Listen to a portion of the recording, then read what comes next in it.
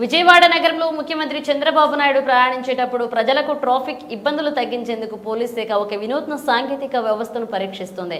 VIP movement monitoring system పేరుతో అభివృద్ధి చేస్తున్న ఈ విధానం ద్వారా ముఖ్యమంత్రి కాన్వాయ్ వెళ్లే మార్గంలో ట్రాఫిక్ నిలిపివేసే సమయాన్ని గణనీయంగా తగ్గించాలని అధికారులు లక్ష్యంగా పెట్టుకున్నారు. తన కాన్వాయ్ కోసం వాహనాలను ఎక్కువసేపు ఆపవద్దు అని స్వయంగా ముఖ్యమంత్రి చంద్రబాబు ఆదేశించడంతో ఈ చర్యలు చేపట్టారు. ముఖ్యమంత్రి నివాసం ఉండే గుంటూరు జిల్లా ఉండవల్లి నుంచి ప్రకాశం బ్యారేజీ మీదుగా విజయవాడ నగరం దాటి గన్నవరం విమానాశ్రయం వరకు ఉన్న మార్గంలో ఈ నూతన వ్యవస్థను అమలు చేస్తున్నారు.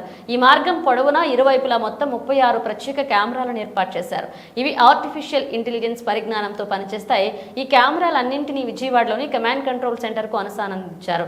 ఐఓటీ ఆధారిత పర్యవేక్షణ ఈ వ్యవస్థలో భాగంగా కొండవీటి వాగు ఎత్తిపోతల పథకం వద్ద ఏర్పాటు చేస్తున్న తొలి కెమెరా ఇంటర్నెట్ ఆఫ్ థింగ్స్ ఆధారంగా పనిచేస్తుందని తెలియజేశారు.